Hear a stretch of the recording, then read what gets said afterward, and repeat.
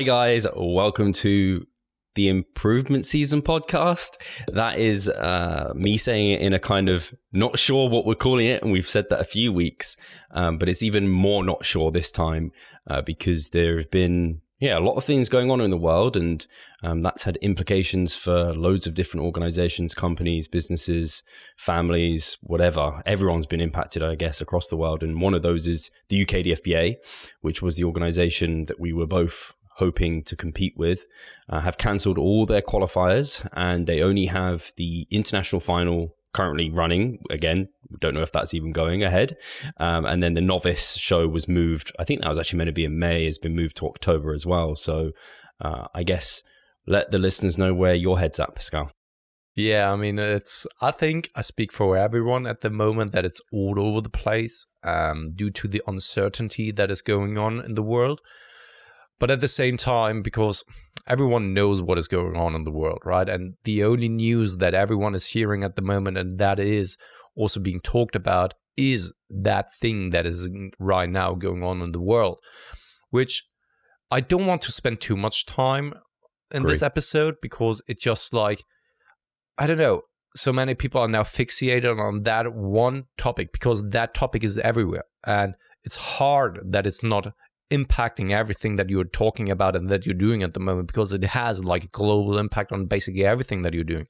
But at the same time, I want that this format is also a little bit of a switch, and that you can yeah, exactly, that you can turn off your mind and step away from what is going on in the world outside, because we know what is going on, right? But yeah, for me right now, of course, the UK DFBA doesn't take place anymore this year. I would assume that the other federations and other shows that aren't cancelled yet will be cancelled. For example, the WMBF in Germany, they cancelled their show in April, and they will probably then also cancel the show in October, I would assume. I don't imagine that it will get so much better by then that these kind of bigger events will take place. So that's just my assumption. And due to that uncertainty, I decided to now end the contest prep. That was very clear to me, because the thing is that let's just assume that you are doing a contest prep and you're going through this. This is for me the first time I would go through a contest prep. And if then the shows don't take place, do you expect that you're then stepping on stage next year, when you're already like stage ready and peeled to the T, and then all of a sudden, such as your client Elias was 2 days out and then his show got cancelled? I don't think that he will be in a physiological spot to then be ready to compete again next year when the other shows are. And because of that, I'm not risking of now pushing to that level when the uncertainty is that high, and there's a chance that I'm doing the contest prep for the first time and ending up not stepping on stage, and by that also cancelling the chance and destroying the chance of then stepping on stage next year. That's why I just made that decision, and I think that many people will probably do the same. This is just where I'm at the moment. What about yourself? Yeah, it's so true, because I'm right at the cusp of, like, as I've spoken about, I'm maintaining at the point at which before the diet really starts to bite. And when the diet starts to bite, that's the place where we say, if you're not a competitor, there isn't, for me, if I wasn't competing, there is no point me getting any leaner than I am now, because I am plenty lean enough to be in a great position. And I feel like I'm probably, like I said, I'm at the lower end of my settling range, and probably up to maybe 195 pounds, maybe 190 really is like the upper end of where I feel good. And then past there, I start feeling a bit crummy. So that's where I want to stay the majority of the time, to grow as much muscle as possible. So if I'm not competing this year, there is no point me getting any leaner. So I had planned anyway, and I think it lays into my plans anyway. So I don't need to make a decision as quickly as you do, that I was massing, kind of gaintaining now anyway. I'm just being a bit more pushy with it. So I just increased calories by like 200 this week. I was just like, I might as well start gaining some weight, because October's a fucking long way away. And I'm like 10 pounds from being legally massively shredded. And then after this, I had planned a primer phase anyway, which I think I need to do and just maintain through it. So I don't have to make a decision yet. But I said to Pascal this morning that right now my head is not competing this year and probably next year, because I mean, I feel massively gutted for you, Pascal, because this is the third time that you've kind of set yourself up to think you're going to get to stage, and it hasn't happened. It's like third time not lucky, third time unlucky. Yeah. So I feel devastated for you, and selfishly, I'm devastated for myself because I fucking want to compete. Like, I'm so like eager, and especially because again, selfishly, I'm so impressed with how I'm looking, and I think I'd be really competitive this year. Again, the stage is always there, and that's where you have to remind yourself, but we get really invested with these short-term goals. And yeah, someone like Elias, thankfully, he does have another show in a week, which we're going to hopefully do. And then there's another one like 2 weeks after that we're hopefully going to do, but we'll have to see. But he has such an incredible mindset. You've met the guy, and he's always positive. Yeah. I love that about him. Like, always a positive spirit. And this is also, so shout out to Steph, one of my clients. I told her like just recently that I always love checking in with her, because no matter what is going on, she always has that positive spirit that then is kind of contagious. Uplifting. As well. Yeah. It's just, actually Andrew's the same, Potacek. But you can tell when the diets hit them when they lose that. And that did happen a little bit to Elias, a little bit to Andrew. But they're staying very positive. And like, yeah, Elias is just like, the competing is great, but it's the journey that's most important. And that's completely true. But it is gutty and devastating. And I think every competitor is devastated if their show gets cancelled, especially for like Elias he's fucking competitive. He couldn't have done anything more this year. Yeah. And he can be very proud of that. But if you know that your show has like a likelihood or a chance of being cancelled, you might not want to dip your toe into that kind of devastation, as it were. Exactly. And this is what I was referring to, right? Because what's the point if you're then once again destroying the chances of then getting on stage the next year? Because when you appeal that time, we just know it, right? First and foremost, you can't maintain that level of leanness for a year. And secondarily, it takes a long time up until the point where you're then recovered. And this would then be the time where you then need to go back into the deficit straight away again, which is not feasible. So rather be rational about it, rather just like see it as an opportunity. And this is what I've been saying like the entire week already. This is a chance. This is an opportunity. And even if it not is obvious to you now, just find it. There is always something positive you can take away from a situation like this. I was now with the past days, we've been talking about this like on a daily basis. I was actually quite anxious, which hardly ever happens to me, right? But lots of things were going on, lots of things were going through my mind. And at the same time, that uncertainty, I'm striving. And I think that this is something that many people in the bodybuilding realm can relate to. I'm striving off of my routine and of things that I can control, and that the things that are in front of me. When I need to be flexible, when I need to adjust to a certain situation, I have a very hard time, because I am definitely a creature of habits. And just because of that, I was just like constantly like, okay, what am I supposed to be doing right now? Am I really now committing to the contest prep, or is there a chance that the shows are getting being canceled? And I really also do feel to every one of my athletes out there whose shows have been canceled as well. I had like 2 clients who were supposed to be competing here in 4 weeks. Doesn't go down, but once again, there's always an opportunity and nothing is lost. It's like you said, this is something that I try to remind myself each and every single day. It's the journey that matters. It isn't stepping on stage per se. It is more so like the journey in it for itself. And also a huge shout out to one of your clients, that is Neil Rennie, because he has now done a photo shoot and he looked fantastic. And he's not even my client. I've never met him in person, and still I have. At a seminar. Cliff Wilson seminar. That's true. Oh, fucking hell. Yeah. Sorry for that, Neil. I cut it out. No, I leave that. I leave that in, of course. No, but I really do feel for him, because he was ready. He was ready, and he looks fantastic. And yeah, I mean, it is what it is now.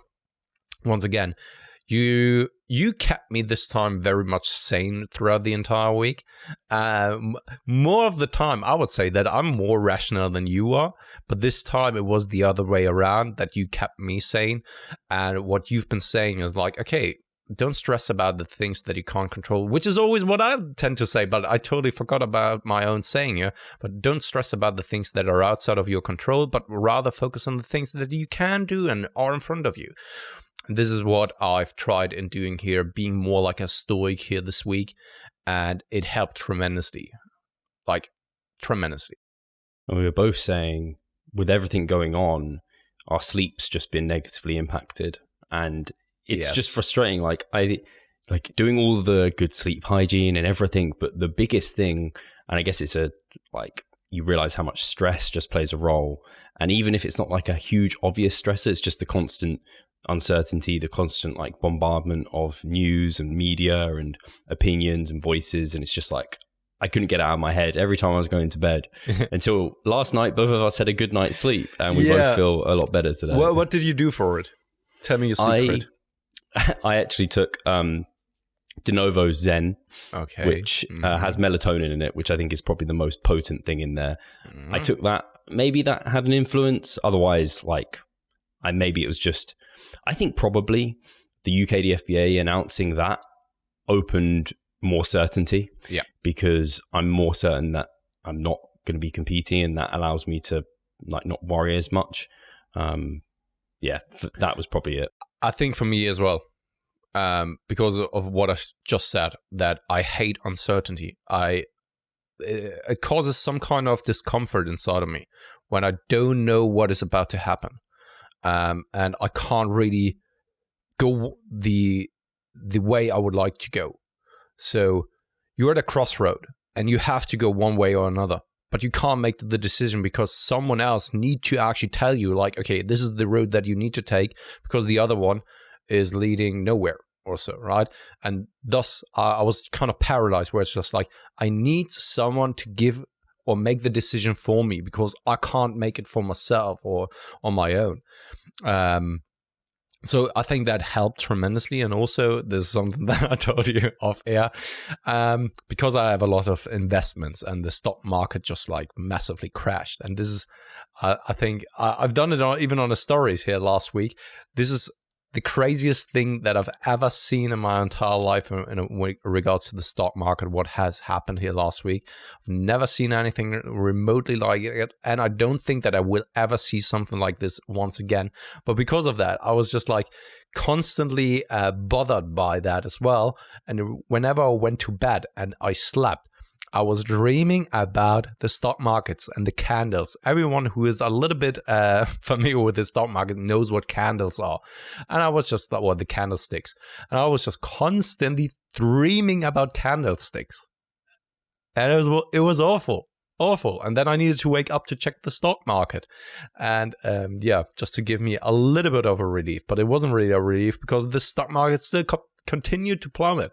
And it was just like a lot of stressors at the moment, but at the same time, it also made me once again, and this is what I've been saying and referring to, that there's always an opportunity, but at the same time, you need to then find your, I know it sounds so spiritual, and I don't mean it that way, but you need to go inside of yourself and find your inner balance. And there are so many things that you still can be grateful for.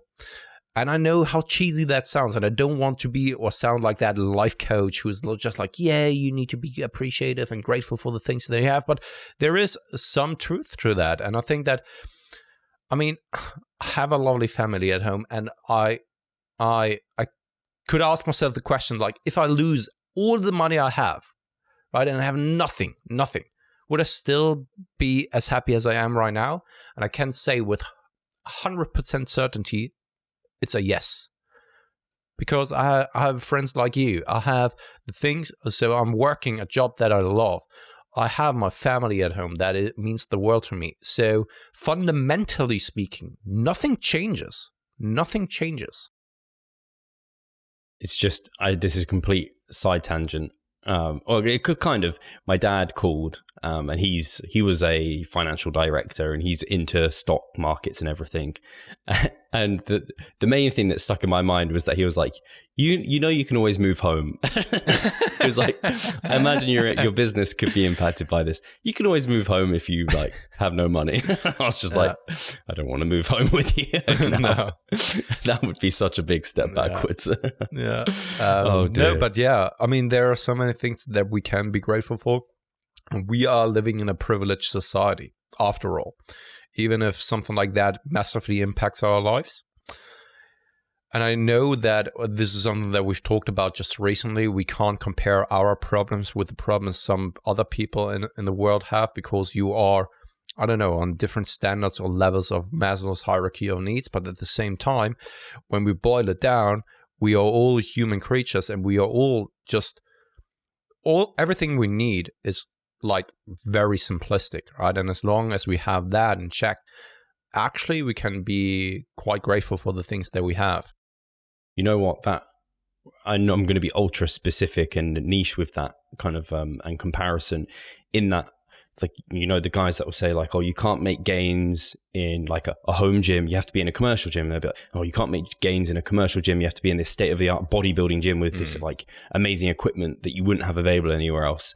And when you boil it down, like you were boiling it down there, you boil it down to the principles of hypertrophy. I'm shocked with how many mesocycles I've been able to manipulate and just be like, heck, you could actually make really good progress with this mesocycle just like you were in the gym from home with like really minimalistic equipment. And yeah, I think that's the certainty, at least we're providing our clients, is like, you can trust in me that this is going to grow your muscle. You're not going to lose your muscle, whatever happens like in this period of time. Because I don't know about you, Pascal, but a lot of my clients were like, a few of them at least were like, I'm going to do these full body workouts, I'm going to take them all to failure because like this is the best way to stop losing muscle at the moment. I'm just like, heck, we can still follow our split, and we can still work actually within, like, you could work within the 10 to 20 rep range for a lot of movements, which is like on average probably the best rep range to be within.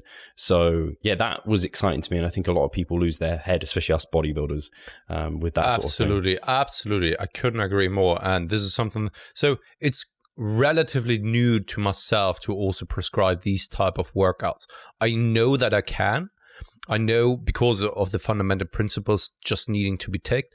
And I know that kind of, I don't know, that is where experience comes into play as well. You just know how to make use of weights and the body and certain gadgets. And when people are saying like, yeah, you need to do a home workout, and this is of course just my opinion now, you need to do a home workout, just do a full body split 5 days throughout a week, everything AMRAP to failure. It's just like, wow, this is never how I would prescribe things to be done. Even just if you don't have any kind of equipment at home, I wouldn't prescribe it that way. Because your body is still like weighing something, right? And you can actually take it or make it work for yourself. So same as you, I stuck with the program, kind of with the setup that we had before the gyms were closed.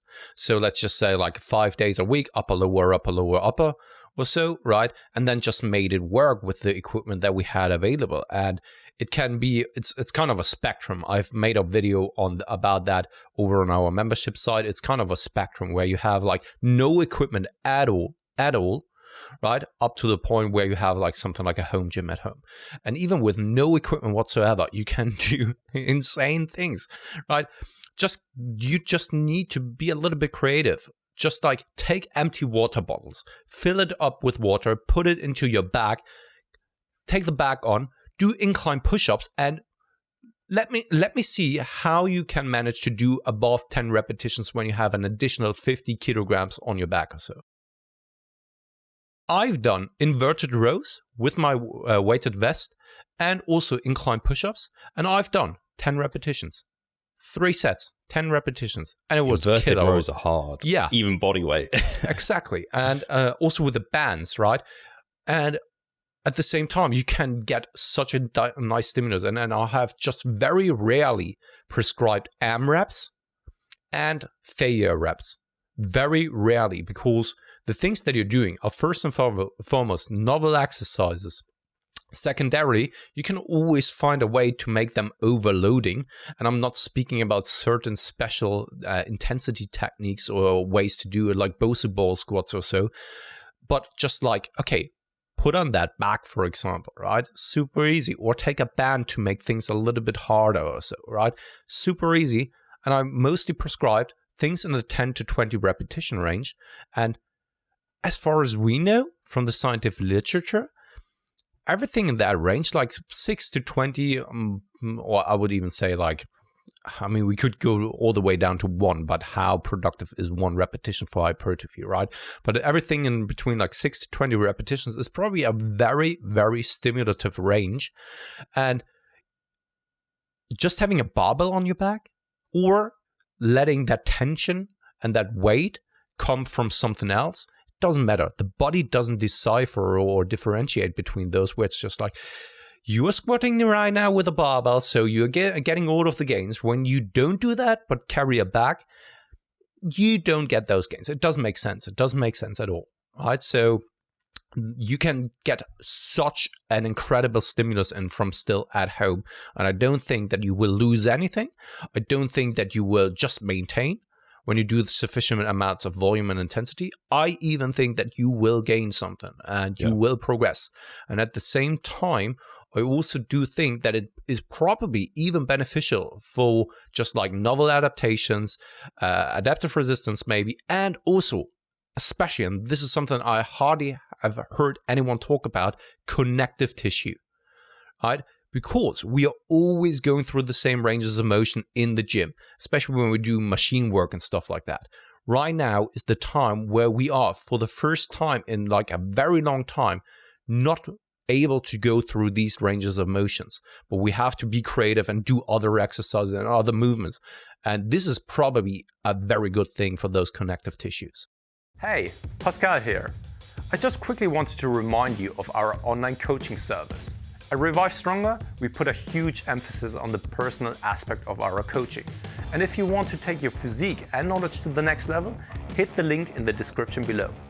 Yeah, the funny thing is, even because you could say, oh, you could use this as an active recovery phase or a primer phase. You absolutely could. It could be a forced one of those, which could very well be really good for someone if they needed that, or like they haven't had one for years, which a lot of people haven't, myself included. But even any goal you have, if you have fat loss, muscle gain, it's just strength. There's going to be the goal. There's going to be difficult. If you want to like do powerlifting and you haven't got a barbell, then you're going to be a bit screwed. But for hypertrophy and as a bodybuilder, and for us, I'm really glad actually in some ways, like I said, like we've talked about, I'm glad we're an online business because there's some really hard times for some one-on-one PTs, which is really sad to see. And I probably need to move online somewhat. So I'm really glad for that. And also glad that we focus on physique development, fat loss, muscle gain, because there's just so much you can do from home. And if you're a powerlifter and you don't have all that equipment at home, it's going to be a bit trickier for you. I mean, I'm not an offline PT, but at the same time, here's just like an advice from me, because I've seen that as well, that many people were complaining about, I'm losing a lot of my clients and stuff, right? But here's just a suggestion for some people. It may not work with every one of your clients. If you're this is primarily speaking for an offline PT now. It may not work with every one of your clients, but why not do a digital or like a Skype or kind of video session? Why not? Yep. Right? Like support them and actually be like, okay, I know we can't train in the gym, but let's make the most out of that. You want to still be, and then you can actually bring up the goals that you've discussed in your initial consultation, right? So let's hold on to that. Let's take advantage of the situation. Let's do a 1-hour Skype call where you are then putting up your webcam, I'm putting up my webcam, and we are actually doing a home workout together. What's the big difference between those things? Right? It is just, of course, just a temporary thing and you are not there with them. But the thing is, they are still feeling the support and they are still being brought throughout a workout and stuff. I mean, it's just a suggestion from my end that may help some people out there. I think people would be willing to do it. And like, I guess, like group classes, you could do a group one, couldn't you? Like if you're a Pilates instructor or something, just get everyone following along at home. That'd be pretty cool. But it's going to take innovation for a lot of people. But should we get to questions? I don't think there's anything else particularly interesting going on. And otherwise we'll end up talking about the thing that may not be named. Absolutely. Yeah, let's get into questions. Cool. So the first question is from our supporter, and thank you so much, Andrew. He has asked, what thoughts do you have on the bro side of fitness YouTube? Are these less evidence-based guys and gals doing well-intentioned people a disservice? For example, taking advantage of great genetics while not speaking true evidence-based advice towards those who might not be genetically blessed. Not asking you to bash anyone, I'd just love to know if you think it can be truly helpful for people, and any other general thoughts. I mean, my initial thoughts are I'm really not in the YouTube fitness game.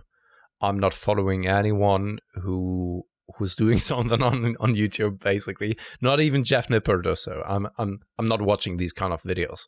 So when it comes to these kind of things, I can't really say anything about it, and that would be a disservice to actually me talking about what they are doing, because that would just being like straw manning what they are talking about, what they are doing, because I have no idea really, right? It's just like based on assumptions. What I can say is, though, when it comes to the general deception of people, and this doesn't necessarily need to only be fitness YouTubers, but just like in general, people who are marketing themselves or like promoting something that they know is not working, that they know is not the real reason why they may be successful also, right? I have a big issue with. One thing I just wanted to actually say, and this is something that I sent over to Steve at some point, because I was seeing someone who was saying like, okay, no genetics, just hard work, while in reality, and it was quite obvious that it was primarily genetics. And this is something where I'm just like, that's not cool, to be honest, because that gives a false expectation to people out there, and they are just like warping reality and warping what reality actually looks like. And I mean, in the past, we've talked a little bit about the impact of social media on next generations as well. And I don't want to open that can of worms once again. But what I want to say is we have an episode coming out with Jared Feather, episode 201, where he talks about primarily about being a genetic freak. And I very much respect him for the things that he is saying, because he acknowledges that he is a genetic freak. But at the same time, he's also saying like, yeah, I'm still busting my ass off. But I also know that it's probably easier for me to gain muscle mass than for some other people, right? And this is what I really do respect about Jared and his position, because he just is open about it. He doesn't take it as offensive when someone is saying like, yeah, you have good genetics, but he's more just like, yeah, that's true, but still I'm working hard. The only problem I have, once again, is when people are saying like, oh, I worked so hard, I've done everything, and see, I was not genetically blessed. And then they are posting pictures of them when they were in their youth or so, or I don't know, when they just did nothing at all. That not always shows whether you're genetically blessed or not. You can be sorry for the language, a fat piece of shit in your adolescence years, and then when you post a before and after picture, and now all of a sudden you look shredded and diced to the teeth, doesn't necessarily mean that all you've done was hard work. That is probably the reason why you now look the way you do. Unless you are a John Meadows who worked 30 years to actually accomplish something and get his pro card. That is hard, dedicated work. But if you accomplish something like this, get your pro card after like 5 years, sorry to say that, and that is not meant in an offensive way, but probably and likely chances are that your genetics are better than the average. I have to say, I'm the same. I don't keep up with like fitness YouTube at all. I watch podcasts if I watch anything on YouTube, and maybe listen to the podcast and not even watch. So it's difficult to say. I think in general, again, I can't say if that person is seeking to do good with that information. I think for onlookers, at least people on our podcast, I wouldn't say just ignore these people, but take them as more so motivation and like inspiration than knowledge, because a lot of the time I find when people have good genetics and things work for them, they then just spout that as the way to do things. Whereas a lot of our listeners will be similar to myself and Pascal and find that that doesn't get them very far. And then we have to really think about things a lot harder than other individuals to get results. And so I wouldn't necessarily, at least that would be my advice about these people, is take them as maybe inspiration, take them as kind of cool, wacky things, but don't take what they say as like, oh, that's the way to do things, because they unfortunately, or fortunately for them, haven't had to think about things as hard, and things come to them a little bit easier. And that's actually really interesting, because that's what Jared spoke about, that he had like concerns when he puts out stuff that people don't believe him, because evidence-based smart individuals realize he has great genetics. And so maybe what he's saying isn't the way to do things, which was really interesting to me, because that's never the way I'd ever viewed things. So yeah, I agree, Jared. I'm really respect people who are very open about their talents, and it just becomes obvious. Like, if you look the way Jared looks, it's unlikely you have not good genetics. Yeah. So yeah, interesting question. Yeah. Should we get to, let's do an easy one, because that was a bit more of a less fun one. Roman Gaum has said, what are your favorite back movements? I think we've talked about it in the past, didn't we? Probably. This sort of question comes up all the time. So, chest supported T-bar favorite rows. Straight out of the cannon. I actually don't know what mine are. You know what? I, for a long time, didn't feel like I was getting a lot out of a bent over row, but I consistently persisted with the movement, and I basically have had a form of bent over row my entire, like, since I last competed. And I think my back thickness is one of the things, and the density that I've got in my back, and like mid back particularly, is something that's improved a heck of a lot. And I would say it's probably largely down to that, because I haven't been deadlifting off the floor or anything. I wanted to say, don't you think it's the deadlifts? Yeah, so I think there was a few times where I got caught up with probably social media and people deadlifting and me wanting to get into like deadlifting, as all of us kind of, well, sometimes I can be a bit irrational, I guess, with my programming and think that it's the right thing to do, and I try and make it rational. So yeah, I think bent over rowing, despite not always feeling like it's doing a hell of a lot for me, I think actually in hindsight now, if like leaned down, I was shocked with how thick at times my back looked. So yeah, your back has give it made some credit. Tremendous progress. I mean, overall, you have made tremendous progress, but yeah, the back is just like, wow. I mean, right now, and this is something I don't even think that I have told you, right?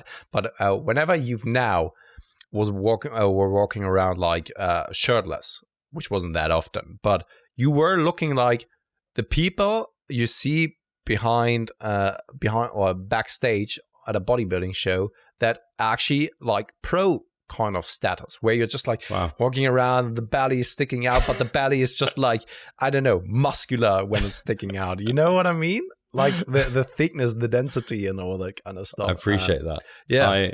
I mean, to be told, it was, I don't really like talking about it because it makes me I feel big-headed saying it, but like to have Andrew Chappelle, like a pro bodybuilder, be like, you could step on stage now.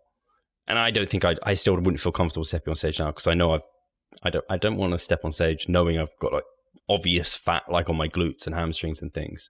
But I'd step on stage as a fucking heavyweight right now, which is crazy to me. Like to think that I could be somewhat defined in the heavyweight category. So, but to come back to this question, sorry.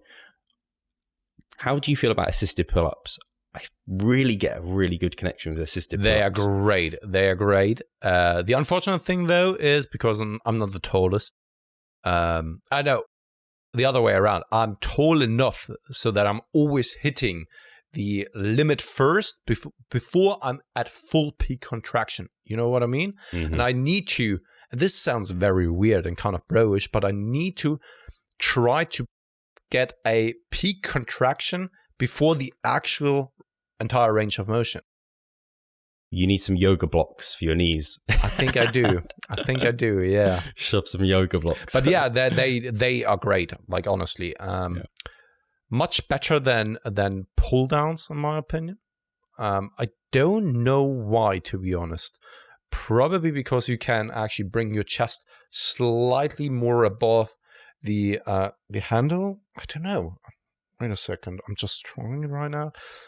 Don't know. Maybe it's the angle or so, but there's something about it. But this is also something that I've realized myself. My one gym has Mac grips, Mac handles, right? And it's just that slight and tiny bit of a difference that makes a huge difference in the way I feel my back. That Mac grip just destroys my back. And it's just like a minimum difference because I have a handle as well that is same, so a hammer grip. It's, I think, a little bit wider, but it doesn't really hit my back to the extent that Mac grip does. So yeah, it's funny because when some of my athletes asked, or just like on the forums or so, people ask like, okay, what do you think of me doing that exercise XYZ in that fashion? So I don't know, turning my pinkies outwards on the dumbbell lateral raise or so, or with the tricep extensions. Should I do them with a pronated grip, or I don't know, with a cable? And I'm just like, try it for yourself and find out what works for you, because these small minor things you can only find out for yourself, because some exercises work fantastically for me, but for you they may not be working, right? And this is where then the experience comes into play, where it's just like, okay, over time you find out like, okay, when I do the pull downs with this handle, and that way it's lighting my back on fire.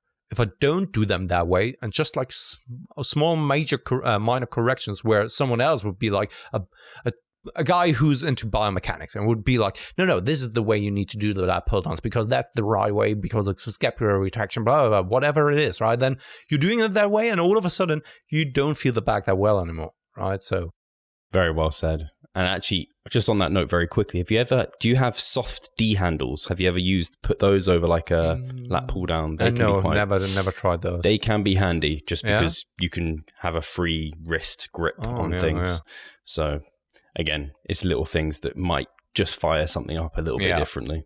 Yeah. So let's go. I'm just going to go with OJ Riches, Ryan's client, I believe.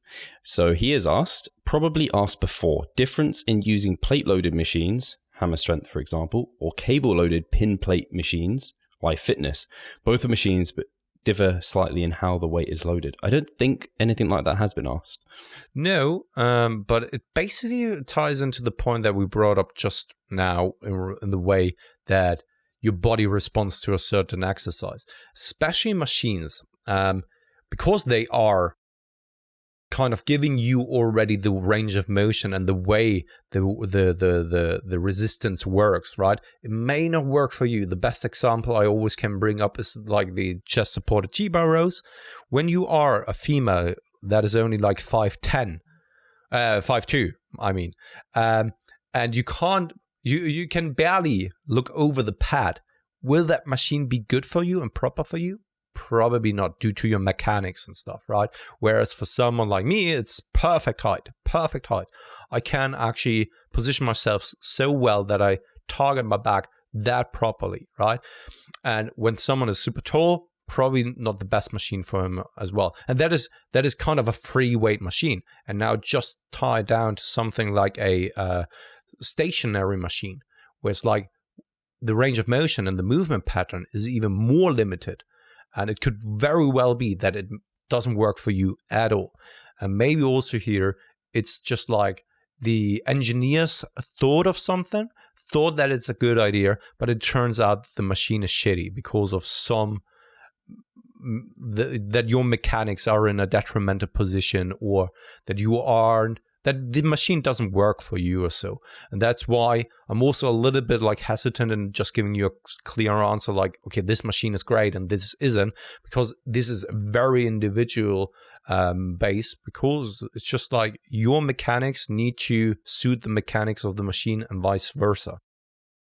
Yeah, I think it's one of those that you could really start overthinking, like the minutiae of the resistance profile and like all of these various aspects that, I mean, they have credit for sure and they're like real things, but I would more so defer to just like its variation, like using a plate loaded like machine row versus using a cable loaded machine row. I think mostly it's like there's differences between them, just like there's differences between doing a one arm row versus a bent over row.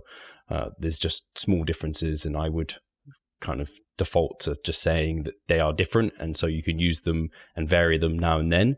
I think cables tend, at least I think you'd have to almost compare like a like for like muscle group, like I did, like a cable row versus a kind of plate loaded row, or like a, I don't know, tricep dip plate loaded versus a kind of a cable dip plate loaded. I would mostly just defer to them being variation. I think every one can work really well and just like work through them.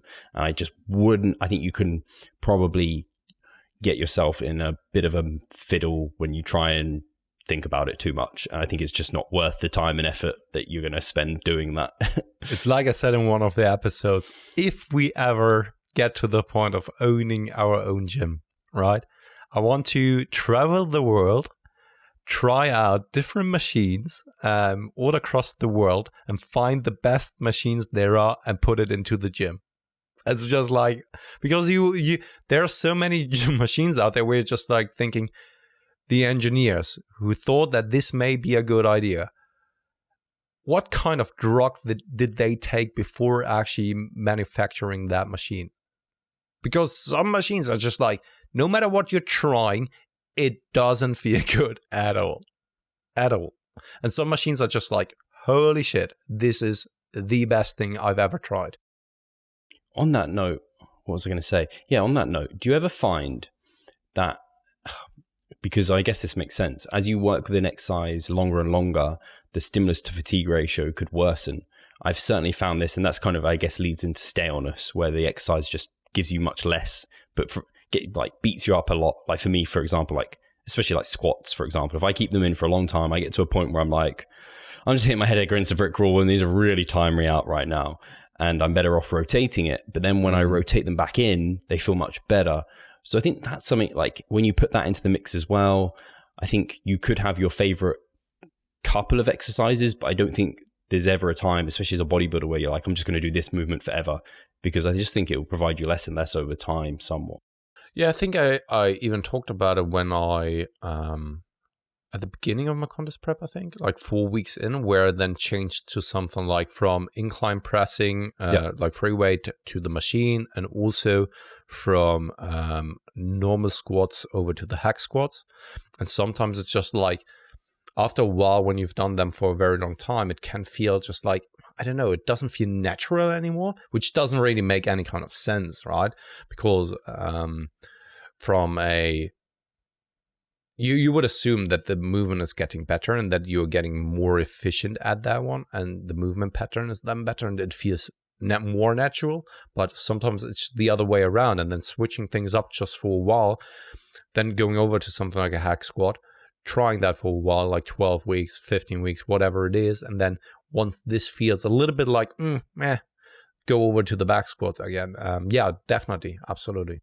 If I was ever going to think of, and you did talk about that actually, it just makes me think of an analogy. And I don't know if Mike said this one before, but it's like, I'm very much like this, where I get obsessed with a food for a period of time. And then after a while, I'm like, shit. And I eat something else that maybe I thought was shit when I started eating this one. And I'm like, wow, this tastes so good. And then I rotate it and I'm like, oh, this tastes really good. It's funny how these, like, it's not obviously the same mechanisms, but biology and like that sort of like variation aspect and like sensitization, it works in funny different ways. Yeah, I don't know why, because it's totally unrelated. I don't know why I needed to think about it, but just recently. So 2.5 years ago, I tried Dragon Ball Super. Because everyone was saying like, yeah, it's so good, so good. Yeah, Dragon Ball is back. So I tried it. And I was very much disappointed. That was when Goku Black wasn't there. And I don't think I've seen those. I need to. Yeah. No, I was watching that, and it was just like, no, it doesn't work for me. I don't know. I grew up with Dragon Ball Z, Cell Saga, then Frieza Saga. Man, this is just the epitome. This is just like the thing, right? When it comes to that. And Dragon Ball Super, I tried it. So 2.5 years later, of course, more and more episodes came out, and I've seen it so often that people were just like saying, yeah, Jiren, the fight, the Ultimate Tournament, where Jiren is then fighting against Goku. And I was then trying to give this a try. And I was like, like just a few episodes. And I was just like, that doesn't work anymore. That is not Dragon Ball for me. Or at least it's just like super repetitive. And it's just, I don't know, it didn't work for me. And yeah, I need to think about it when we've been talking about the exercise selection, and all of a sudden it not working for you anymore. I thought you were going to say, because this is something I found at least with some programs where, because this does relate a little bit, where you watch it because people are saying it's really, really good. So you watch it and you're like, oh, I'm not sure about it. But you give it like, I don't know, 3 episodes, and the 4th episode you're like, wow, now I see why this is so good. And then you're hooked for like the entire season. Yeah, that's kind of like exercises. Like you're like, it feels off. And then you get the technique down, you get the mind muscle connection, then it just like goes. Because I was like that with, have you watched You on Netflix? No. Okay. I don't know if, I can't think of, there's a few things, me and Charlotte have done it so many times. We've started something and we're like, let's not watch it. But then there's been a few where we've got through that sticking point and it's like, oh, now I'm hooked. Anyway. Yeah, I can see that. Let's get to another question. Yeah, let's do that.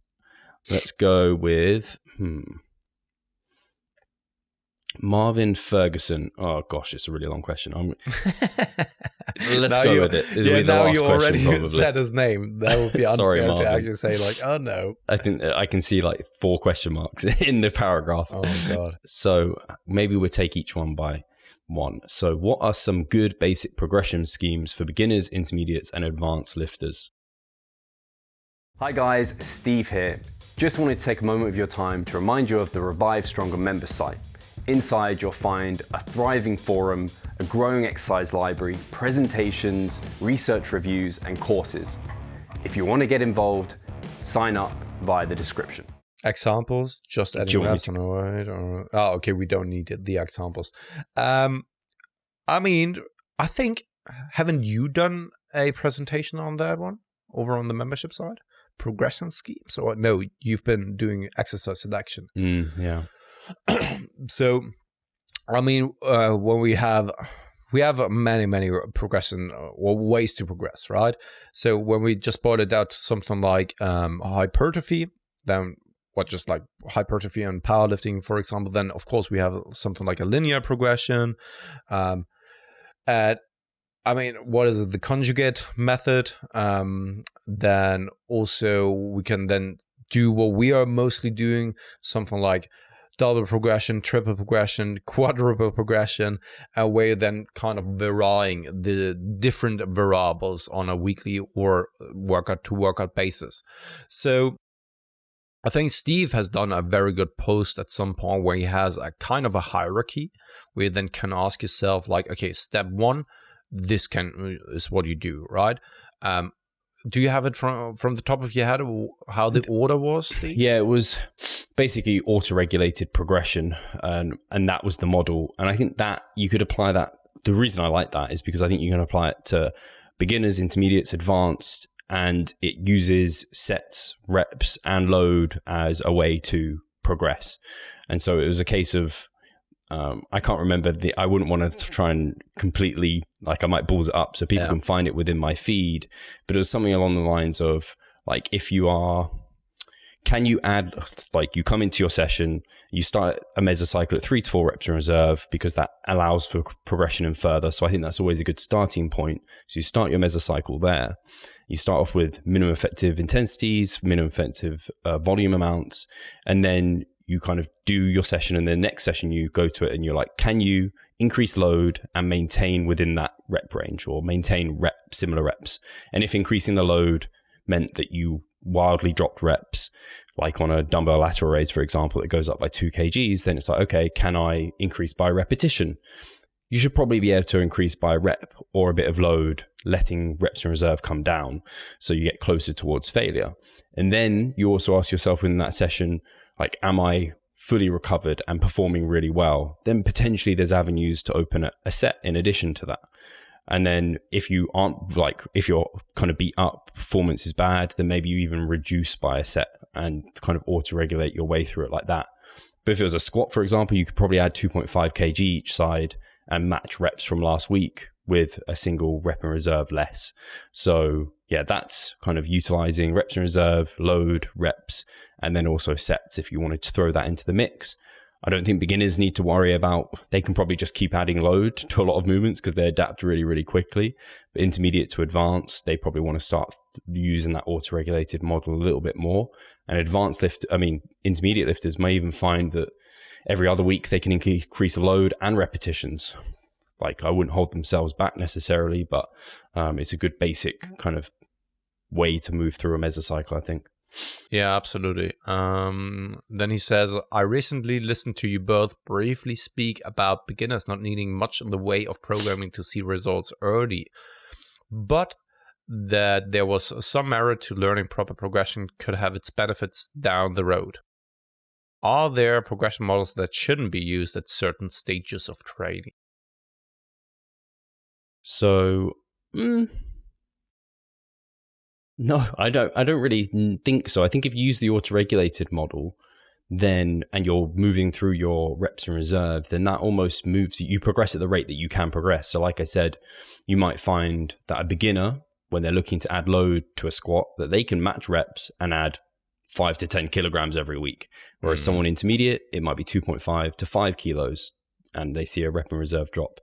Whereas for someone advanced, they might be able to add 2.5 kilos and match reps and see a rep in reserve drop. So I think you can use the same model, you just have to individualize it. Yeah. The thing is, here comes the caveat, in my opinion, and that is beginners don't really have that good or well of an understanding of their recovery capabilities. They can't really gauge fatigue as well. Also, they haven't learned the proper movement patterns as of yet. It's very rare to see that someone is coming into the gym and has a great technique and is executing things properly, right?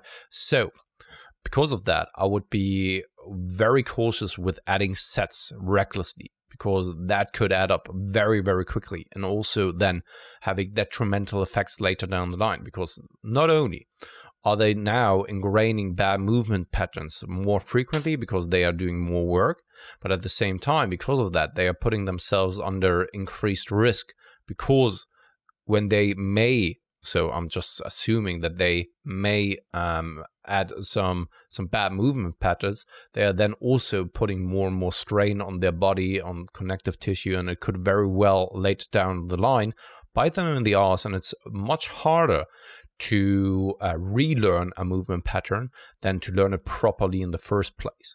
So adding sets recklessly when fatigue is also kicking in and they can't really gauge that fatigue, which then also once again has an impact on the way they execute the movement, may be negative. And that's why I would be very cautious in adding sets, especially when they can progress just nicely with repetitions and also load on the bar.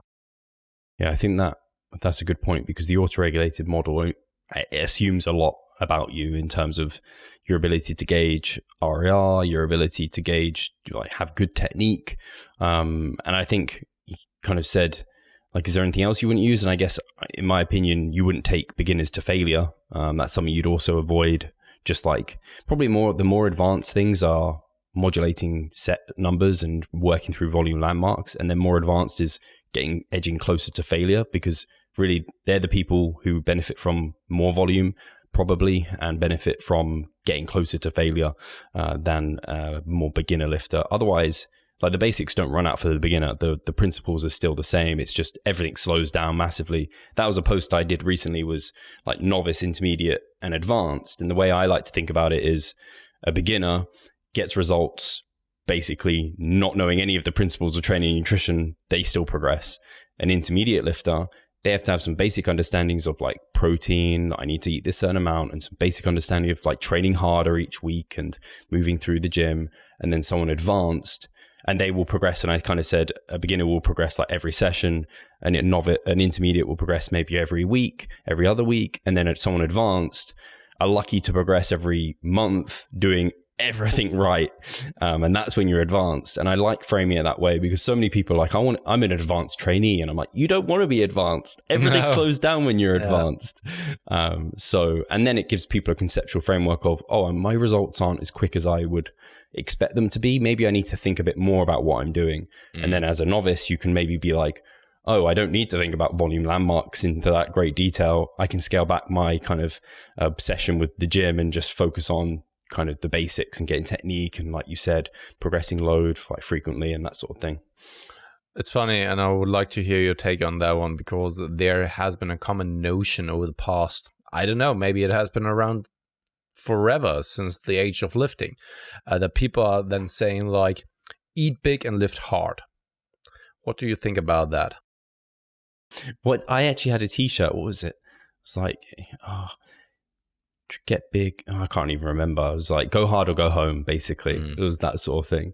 That is like, that's the advice you can give a novice person, or maybe early intermediate, and they may be able to progress with that. But for anyone who's like early intermediate, like late intermediate to advanced, that advice is just so surface level.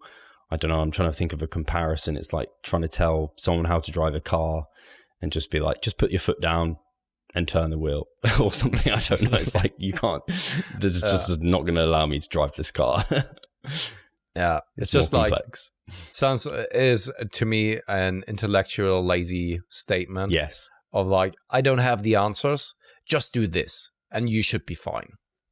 It's like going to the doctor. Genetic elite might say. Yeah, totally. And or just like, I don't know. Someone who wants to sound as if he has the answers, but in all honesty, he hasn't. He has no idea. You can even be like, so what does eat big mean? Does that mean exactly. like eating like large apples and large chicken breasts, or like big burgers? And then also lift hard. I mean, what does that mean? It is the same what we've discussed like ages ago already with the, like, what does train hard even mean? Where do we begin? Where is the end? Like, the terminology is so broad. So yeah, you're completely. It's just very intellectually lazy for someone to say that as an answer, and then you just push them just to ask to explain it a little bit, and they just wouldn't. They'd need to try, and then if they'd fall on their face, I imagine. So yeah. Oh, right. Was that okay? Are we time? We have time for another question. Yeah. Man. Right. Yeah. I don't know. Time is not passing by here today. I don't know what is going on. So, did I? No, I didn't get to. I was going to ask Jenry Grossman's question. Okay. And he asked, thoughts on doing 2 mesos in a row, let's say chest, and on the second meso, only variable that changes is the order of exercises. Sets, reps kept the same, focusing on pre-exhaust big compounds, for example. Is this a variable enough to accelerate a growth phase?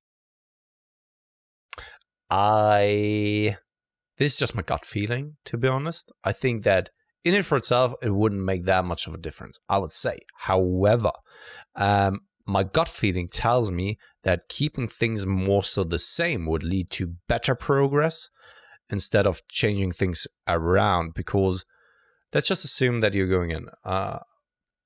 Let's just first and foremost assume the training experience and age, because when you are very advanced, you kind of know what you can do, and also you have a very good understanding of auto-regulation.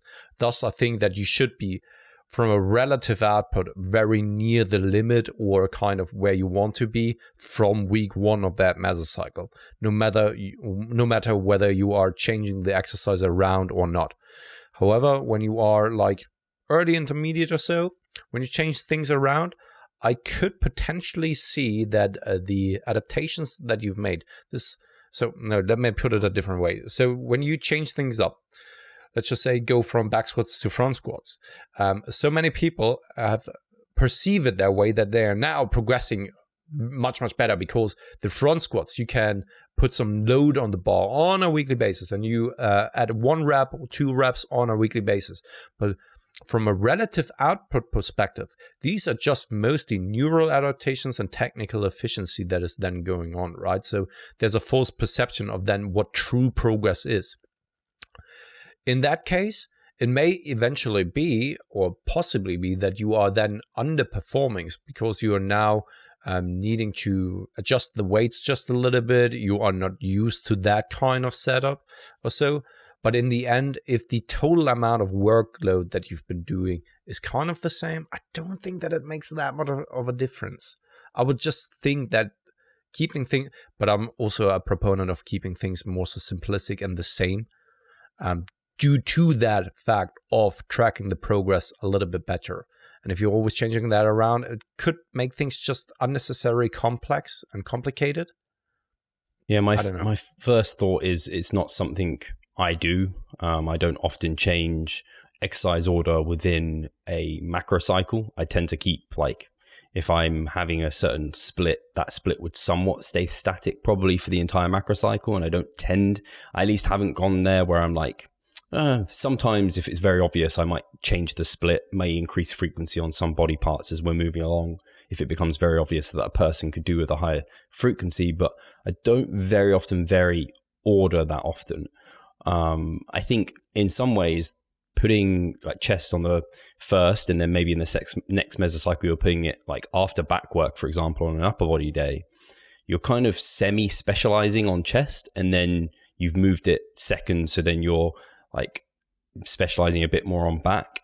I think if you're trying to specialize on a muscle group, you would want to do it for a few mesocycles in a row to like build up momentum and really see good change. Because yeah, I think you just there's also like you said, the issue with tracking and monitoring progress, because it might be that chest is like really progressing well first mesocycle, second mesocycle, it could potentially regress if you're fatigued from your back training, or the back training is like fatiguing it. It's not a variable I would necessarily change that regularly.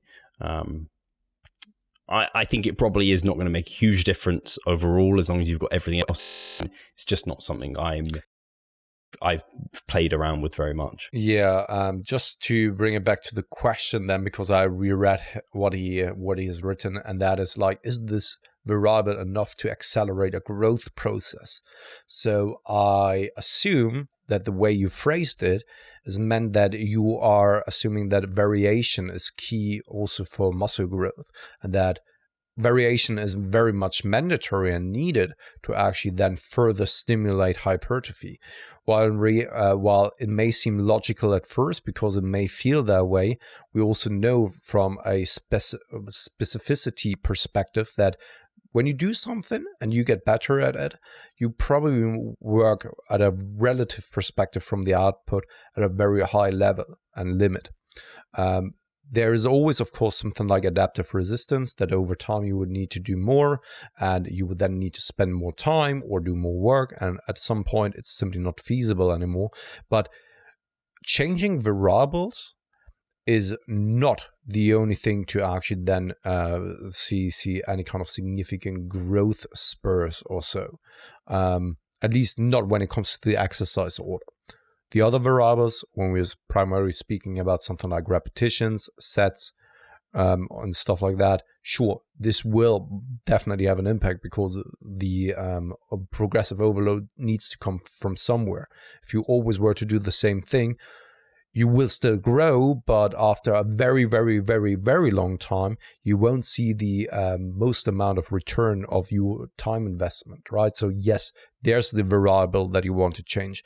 But something like exercise order is, I think, pretty much a negligible effect that you don't really need to worry about up until the point where you are experiencing some niggling aches, pains here and there, or things feel stale.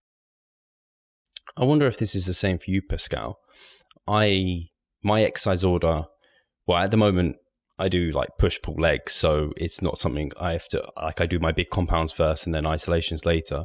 So I guess for me, really, it's only like I have a horizontal emphasis and then like a vertical emphasis or a quad emphasis and then a hamstring emphasis. And the way that's emphasized is exercise order and then also volume. And that's the way I tend to do it. So I kind of have a balance typically. I don't tend to try and push one direction, but I'd only change exercise order like putting biceps and delts first, for example, if it was like a specialization of we want biceps and delts to grow the most, but I then keep that the same for a macro cycle. That's really the only change I make to exercise order. Absolutely. Same here. Yeah. Because it's kind of, thing is, especially in our fitness and in our small realm and bubble, people tend to overthink a lot of things. And this is where the scientific literature doesn't really help with many things when it comes to these kind of things. I said things a lot of times, but it's just like, but this paper says like X, Y, Z, so I'm giving it a try, and then I need to also put in this one because that paper said like this is beneficial as well. So you are trying to manipulate so minor details, and I think that many people miss the forest for the trees and can get lost in these kind of smaller details. While in reality, I think try to keep it simple, and this is something that many people have been saying for ages, right? The KISS program, right? Keep it simple. I mean, keep it simple, stupid. Simple, stupid, exactly. And this is kind of, I mean, you don't need to now throw out a paper about quantum physics. It isn't necessary, right? Not in our realm. I mean, tick off the boxes when it comes to those principles, find what works for you, and then when it comes to a setup like what Steve just said, like it is super simplistic and straightforward, right? If you want to have an emphasis on one day, do it like horizontal pull, vertical pull, horizontal pull, maybe, right? And then the next pulling session, when it's a push-pull leg split, do a vertical pull, horizontal pull, vertical pull split, so that the distribution is a little bit different on those kind of days. Super simple. Awesome. Yeah, I hope it doesn't come across that we're sounding like hypocrites in that we've said people are not helpful because they're making it too simplistic, and then we're saying don't get too into the minutia. We're proponents of that middle ground where like it isn't it's exercise science. It isn't like quantum physics or something. That there's an appropriate amount of complexity that we're wanting to deal with here. So even as advanced lifter, you don't need to get that into the kind of weeds. I don't think. Yeah, I'm also referring to just like trying to. The thing is, when it comes to optimization, right? People can get lost quite easily. That while they are chasing optimization, in reality, they are just like trying to ease their mind, and they are getting lost in the search for optimization, and then they end up with regression instead of optimization, because they are tinkering and trying so many different variables that all of a sudden it's just a huge mesh, and then you are just like kind of lost in the forest because you don't know where to go from there on onwards, right? Because you have so many things that you wanted to take care of. It's kind of, you're just lost, right? So if you want to change and tweak things, take one step at a time. And then also collect that data and know why you're collecting that data and know what to do with that data. And if you don't, then don't track it, or just like keep it very, very simple. If that's something that is then for you and keeps you sane and keeps you on track and stuff like that. Right on. Excellent. Cool. Now are we good? Yeah, we're good. Awesome. Guys, thank you so much. Something I did want to say earlier was, in these uncertain times, I do want to provide some normality as we will continue to do the improvement season. We will still stick around. The podcast will always be there for you to listen to. So if you are quarantined, get back and listen to all the old episodes, because I bet there's a lot of listeners who haven't listened to us, and go back and appreciate how much Pascal's English, how much my German's improved. How much has improved. Pascal's English has improved. Hopefully. I see some of the like short clips on my memories on Facebook, and I listen to them. I'm like, what? Like, one, my internet quality's awful, and two, your English has improved. Not that it was like terrible then, but compared to now, it's like, you're an Englishman now. Yeah, it's crazy, because this is basically the same kind of like training. You are so much. I can't even speak English now anymore. You're so much caught up in the process that you are losing track of how far you've come already. So you think like, now I'm not progressing anymore. Things aren't moving like forward anymore. I'm not gaining muscle mass or not adding any kind of reps or sets here and there anymore, right? But if you look back 6 months ago, oh yeah, there's a little bit of a progress, right? But I'm not really happy with that. If you look back 3 years, which is basically, well, ever since we've been doing that, I mean, night and day difference. And the same applies to your physique, my physique, how far we've come just in 3 years alone. Yeah.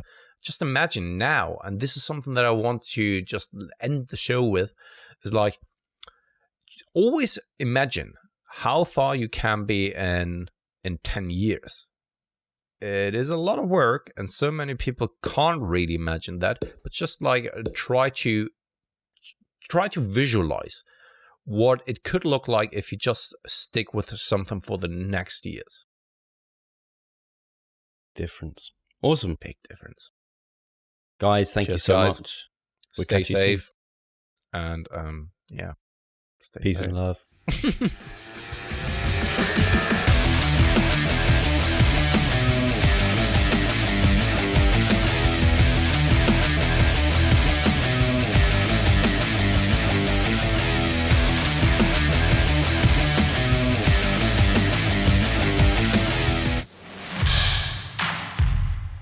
So I'm Steve Hall, founder of Revive Stronger and a coach of Revive Stronger. My name is Pascal Flor. I'm the co-owner of Revive Stronger and also a coach, of course. Revive Stronger has probably been going solidly for 3 years, roughly about 3 years. Revive Stronger, to me, it is becoming kind of my child, my foster child. It's the gathering and getting together of like-minded people. We've been expanding the coaching team, which is helping us help more people. But each coach can only help a certain number of people. Right now, it's all over the place. We have YouTube, we have Facebook, we have Instagram, but there isn't that community aspect behind that.